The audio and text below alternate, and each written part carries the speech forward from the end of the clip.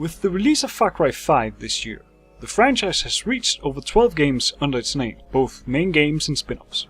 I thought it was good as any time to go back and take a look at the first game. Far Cry 1 was released in 2004, created by the German company Crytek and published by Ubisoft. The game was also released to show off the new engine called CryEngine. I'm starting to think that Crytek really likes to use the word cry in anything they make. Both the game and engine were supposedly born out of their tech demo, X-Artist Island, that was used to show off the features of NVIDIA GeForce 3. Since the game was created from a tech demo, I'm going to start with the visuals. Even now, 14 years later, it still looks quite good, and it's quite clear that the visuals were one of the primary focuses of the game. The different environments through the game feels atmospheric due to a lot of the effects the game adds to the immersion. For example, plants, trees, grass and other types of foliages moves with the wind. The dynamic lighting gives the interiors a different and unique atmosphere. As without the dynamic lighting and the shadows it creates, a lot of areas would feel bland, dull and flat. In regards to the lighting, the bloom acts weird for the most part of the game, leaving floating lights that seem more out of place than anything else. The textures are a mixed bag. While most of them looks great today, some of them looks dated. Thankfully, the dated textures are usually hidden beneath a layer of foliage or improved by the shadows. Your guns are affected by the various foliages located through the levels and will cast unique shadows on your guns. The enemies will even bleed from their bullet wounds and on the ground, as well as bleed naturally when in water. The water notably looks good even today, as it moves and looks very natural, although the water works best in smaller areas where there isn't any open water, as it starts to show flaws in the scale. With a semi-open world, it's important to be able to see a lot of the environment, which is where the draw distance comes in. In this game it's very far. Get it? Never mind. This serves as one of the reasons why, in my opinion, the visual still holds up today. Yet the further away you look, the textures and models start to decline in quality. Although it can be quite passable, it is very hard to ignore once you start noticing it. With the game world getting most of the attention, the character models, although not bad, have some clipping issues and at times look quite bloggy. However, they are still quite detailed and there are some variation between the enemies. While recording, I even discovered that the characters have limited expressions. The same goes for the mutants in the game, as they are highly detailed, with the models at times looking quite blocky. Overall, the graphics still looks great today, with some minor flaws that is noticeable, don't ruin the overall visual presentation and experience of the game. With the visuals done, I'll be focusing on the gameplay next. By starting a new game, you're presented with a short video that loosely explains what happened prior to the first level, but at the same time also showing scenes that depict later events in the game. It's nothing major in regards to spoilers, but this entire intro is weird and out of place. Surprisingly, I found another version of the intro, this version called Far Cry The Project, that makes more sense and even gives more backstory of the setting. This was apparently a tech demo for ATI. It was supposedly created after the rest of the game, yet the characters look almost nothing like they do in the game. If you want to check out the entire video, I have the link in the description. Anyway, the main protagonist is Jack Carver, an ex-marine, ex-navy, something mysterious like that owns a boat charter business in the South Pacific. He's hired by a woman named Valerie to take her secretly to an uncharted island in the Micronesia. The merc stationed on the island does not take kindly towards this and blows up the ship. Jack escapes to an old bunker and passes out. This is where the first level, nicely named Training, begins. This first part of the level teaches you the basics of controls, but also introduces the stealth meter called Stealth-O-Meter. Based upon how visible you are to the enemies, this meter will increase and decrease. The last part of the bunker introduces Doyle. He is your advisor throughout the game and will also explain events happening throughout the levels. Exiting the bunker completes the tutorial and the training begins. The game is best described as a first-person shooter with a mix of stealth and action with a big emphasis on sound. Before continuing on with the gameplay, the Steam version of Far Cry contains some bugs that allows enemies to see you through buildings and tents. These bugs were introduced in the 1.4 patch that allegedly only brought stuff for the multiplayer. Since Ubisoft shut down the servers in 2015, the 1.4 patch is redundant. Regardless where the bugs came from, reverting back to patch 1.33 fixes this. Or use the Far Cry mod that also fixes it. Heading back to gameplay, the main goal of each level revolves around getting from A to B while completing objectives along the level. Throughout certain levels, you are able to traverse the map using various types of vehicles, be they armed or not. These vehicles usually are an optional choice, as there are most times another way to reach the level without using a vehicle. This first level prepares you for the behavior of the AI, and introduces you to the semi-open world, which usually have multiple ways for you to approach the objective. This makes it rewarding to explore the map, as you might find an easier approach or some much needed equipment. The level also teaches you to survey your surroundings before attacking, as to maximize your success and survival. Not only does this mark the enemies and allows you to track them with your compass, it also shows the direction the enemies is facing and their current state of alertness. Green meaning calm, orange meaning suspicious from either sounds made by the player or the player is spotted for a moment, or red meaning alert, which means that the player definitely have been spotted. The compass is also useful when anyone, including the player, is shooting any weapon, as the compass will mark the sound. The player character makes a lot of noise while moving around,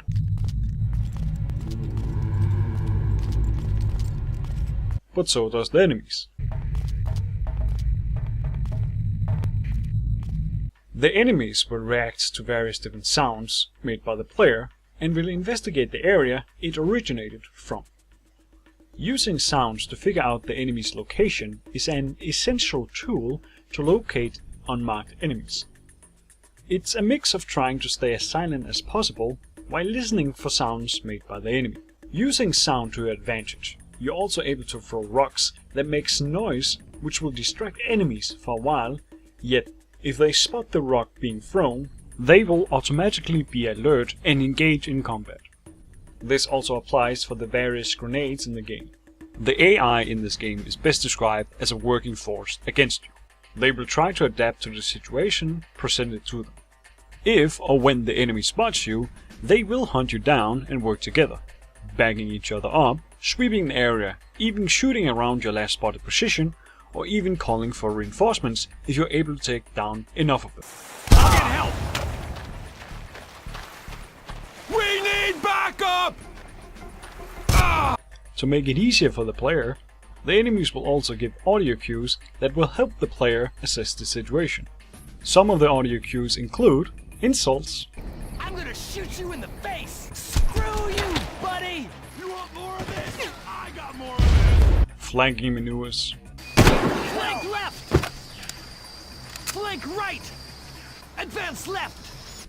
and whether or not they have contact. Whatever that was, I don't care. Lost contact! It's him! Damn, lost him. Whenever the AI isn't in combat, they will walk around doing various different things, as well as talking to each other, that can even give some backstory or some hints as to what's going on in the specific level.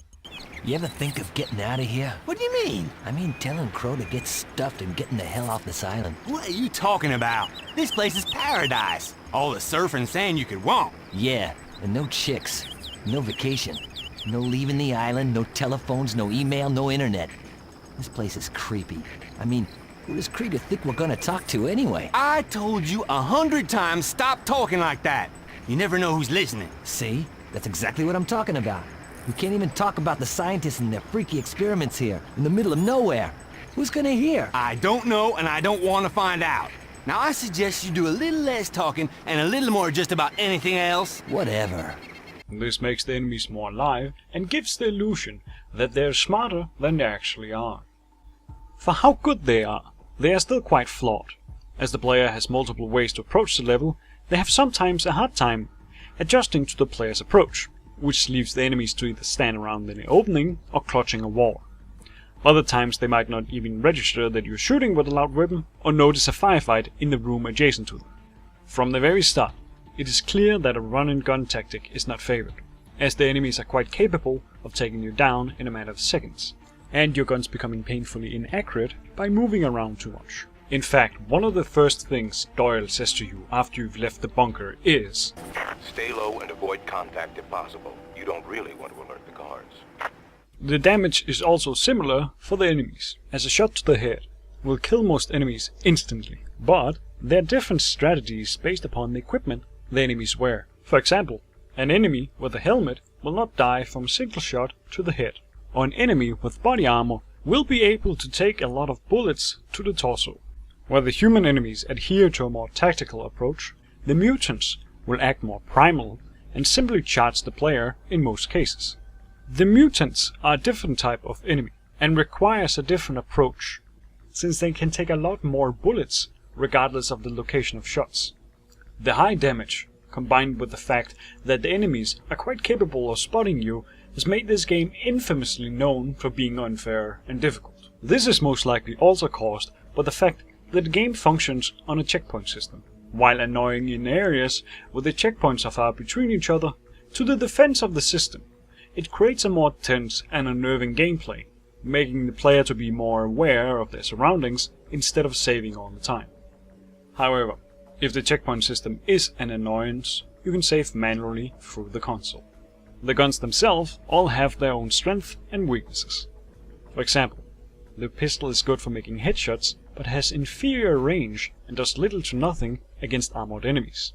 On the other hand, the sniper rifle, although incredibly deadly, makes you awfully slow and ammo is usually pretty scarce. This helps every gun to have a practical usage throughout the game, as they offer different opportunities for the player to progress. The further you get into the game, you'll start to face off against more challenging and difficult enemies, keeping you on edge most of the time. Stealth usually takes place outside, while the more action-based gameplay takes place indoors. In fact, some areas changes from stealth gameplay to a more direct combat, before turning it back to stealth. This keeps the gameplay from getting too repetitive, and as said, keeps you on edge throughout the game. Where gameplay that focuses more on action might work indoors, an on-rails vehicle section ruins the flow of the game and feels out of place, as the combat was not designed around fast movement with an inaccurate gun with enemies that are quite precise and can kill you in a matter of seconds. I'll admit, I still to this day haven't been able to pass this section without using a cheat that makes the AI ignore me. I have read online that a lot of people were able to get through this area legit, but through a lot of trial and error. This is the one section in the game that feels completely out of place, as it is the only on-rails section in the entire game. While nowhere near as frustrating as that part, some of the final levels rise in difficulty and becomes more linear than earlier levels, which can make it more trial and error and be quite difficult, but they aren't anything that ruins the game. In conclusion, the gameplay overall, while having some frustrating parts, is quite fun and engaging and has a lot to offer. The enemies proves to be a challenge and makes you more careful in your approach. Levels feel unique and different from each other, as well as switching around the combat. With both gameplay and visuals down, I'll be focusing on sounds next. The main menu theme is awesome, it's always great to hear, and it brings back some good memories of playing the game before. It is in fact the background music you're hearing at this moment. The soundtrack is built up through layers of small sound files, that is then combined together and creates music which adapts to the player's actions, thus giving more variety as well as a more smooth transition from one sound file to the other. This also helps to give each level their own theme. For example, a tropical level consists of instruments that gives the expression of a tropical island.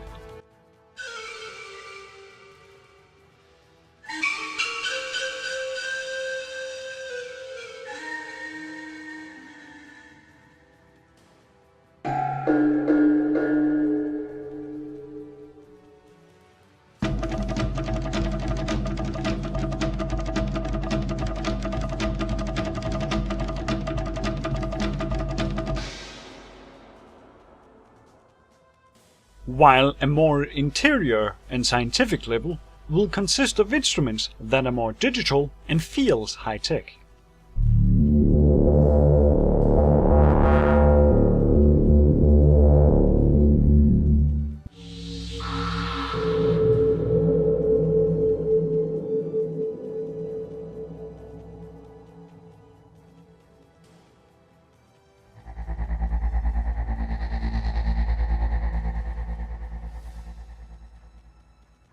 Given the fact that the soundtrack isn't constantly playing, enables the ambience to be heard, so the atmosphere is better.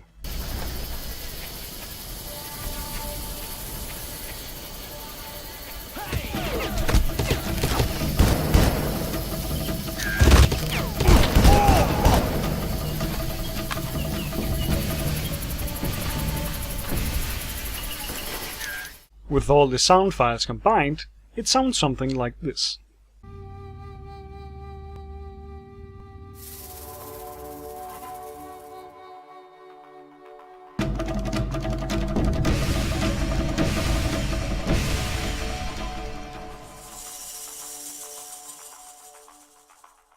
The soundtrack combined with the ambience really enhances the atmosphere and fits great to the themes and levels of the game.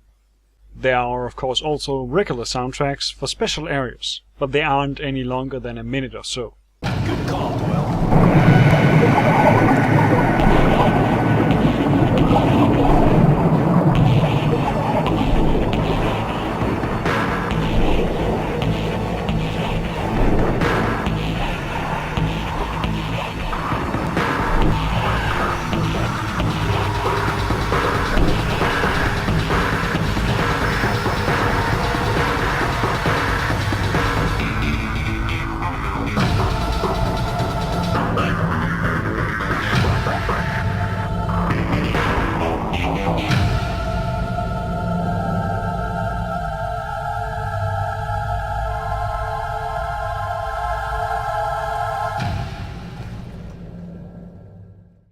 I don't know if it's because English isn't my primary language, but the voice acting isn't bad.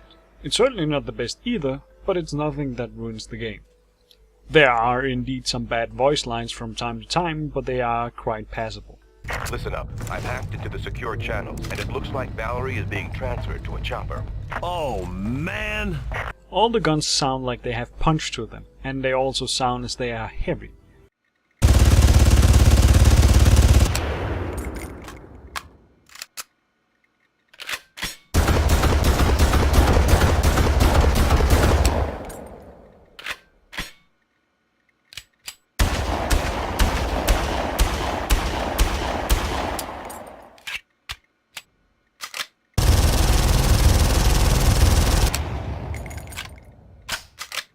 In conclusion, in a game like this, it's important that the sounds are good and clear, which in case of Far Cry is certainly true.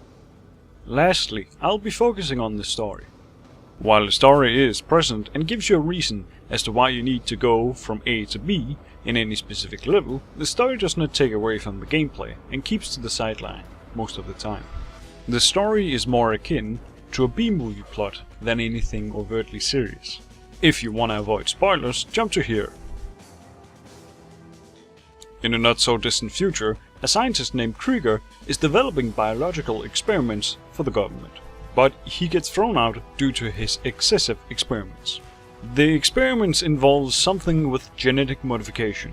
Not being the type to quit, he goes private and builds laboratories on uncharted islands in Micronesia away from any interference. The CIA sends Doyle in as a head scientist to keep an eye on the experiments. To keep people from getting too close, Krieger decides to hire mercenaries which will protect his assets and unwillingly be experimented on. During this time, Krieger managed to develop a mutative serum that was meant to increase intelligence, strength, speed, endurance and natural fighting ability of living things. For testing this, he's been using monkeys, which throughout the game you can see references to, by various different cages and the mercs talking about it. However, something was wrong with the serum. Even though it enhanced everything as expected, it came with a price. The mutants, or as the scientists came to calling them, Trigens, became unstable and prone to homicidal rages. By this time, Jack enters the bunker on the level 4, or the 3rd level. It is known that Krieger added his own DNA in an attempt to keep the Trigens obedient towards him from an instinctual level. Throughout the game, the Trigens become more and more of a problem for the mercenaries to handle. Plus the fact that the Trigens have escaped the facilities in a revolt against the people that experimented on them. When Jack finally finds Val, she explains to him that she's an undercover CIA agent sent in to investigate Krieger's operations further, and the reason why Jack was picked was because he had experience in combat. compared to the other sailors. The two of them split up and try to cover more areas to investigate. While Jack is running around disabling a mercenary base, Val makes an important discovery but is under attack by Tritons. By this point, the Tritons have become so big of a problem that Krieger has opted for elite mercs that are better trained, equipped and harder to kill. After reaching Val for the second time, they split up again and Jack hunts down Crow, the mercenary commander. He has information which shows that Krieger has a failsafe in form of a nuclear weapon in case the officials should figure out his activities. The two of them then head out to the swamp in order to acquire the nuke. Doyle informs them that the mutagen might infect them during the blast. Before they detonate the bomb, they inject themselves with a serum. After narrowly escaping the explosion and getting knocked unconscious, they are then abducted by Krieger and his mercs. While flying on a helicopter, Krieger monologues about the superior creations being the next step in evolution, and that he wants to conquer the world and replace mankind with Tritons and elect himself as their leader. It is at this point clear that Krieger is batshit insane. A merc then kicks Jack off the helicopter into a Triton-infested jungle. After escaping the jungle and reaching an armory, he notices that his arm has swollen up and turned green. Doyle explains that the explosion could have saturated the air with the mutagen. He also explains that Krieger is suffering from the same thing and that he might have a cure. After battling through a bunch of Tritons and elite mercs on the side of a volcano, Jack reaches Krieger's offices to find Val, Krieger and a handful of mercs. Krieger has turned into a Triton and explains the same thing will happen to Jack and Val. After defeating Krieger, it turns out that Doyle is the bad guy, and it was him that infected you by lying to you. The sole reason was because there was an opportunity to earn a fat load of cash. After carrying Val to safety and fighting through some more Tritons and mercs, he finally comes face to face with Doyle, which he promptly shoots in the face, taking the cure with him. Jack then narrowly escapes the island just in time as the volcano erupts. He then gives the antidote to Val and they're both cured. The game then ends with a slow pan-over of a folder with the title Project Far Cry. In conclusion, Far Cry 1 is still a great looking game with varied and different levels. The gameplay is quite challenging with a few flaws that does not ruin the entire game, with the story, while present, mostly takes back seat. I would always recommend this game for anyone willing to try it out. For what you're getting, it is definitely worth the price. By the way, Jack's red Hawaiian shirt is amazing and I seriously need to get one myself.